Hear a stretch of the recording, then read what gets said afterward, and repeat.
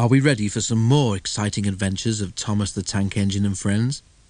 The following stories are taken from the book Thomas Comes Home by Christopher Awdry, and the first story is Snow Problem.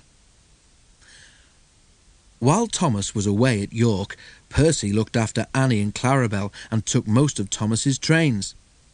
Daisy ran the fast one, which connected with Gordon's Express at the junction. This made her feel very important. "It shows how the Fat Controller depends on me," she told the others.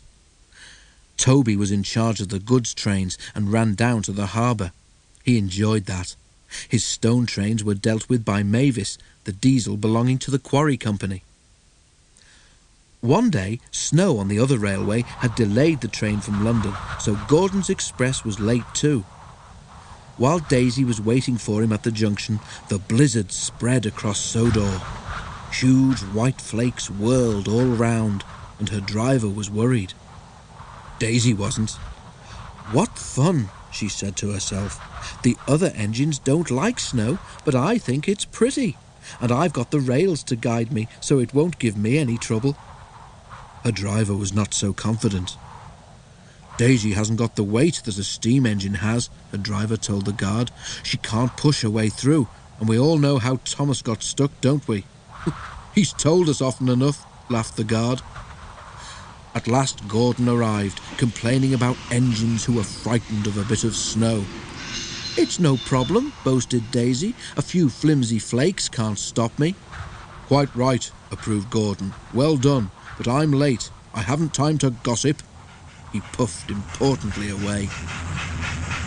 Daisy started confidently, but as they turned towards the valley, the sky darkened and then was completely blotted out by whirling snowflakes.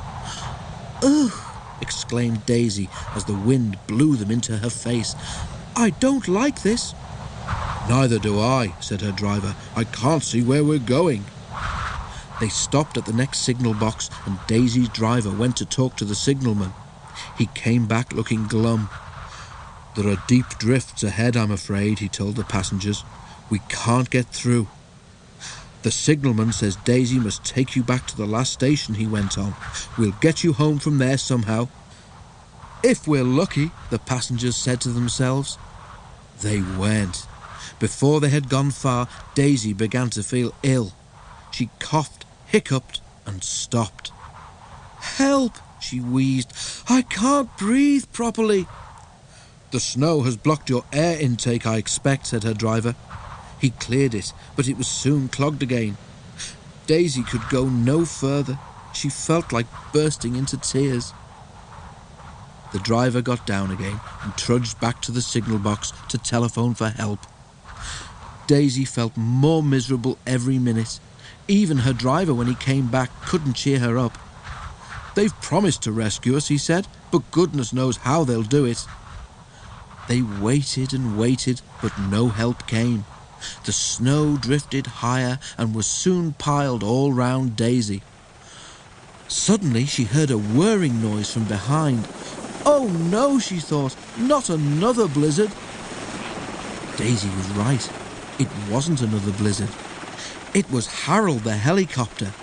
He dropped hot drinks for the passengers, and when they were feeling better, he lifted them one by one into himself with what Daisy could only describe as a sort of chair thing.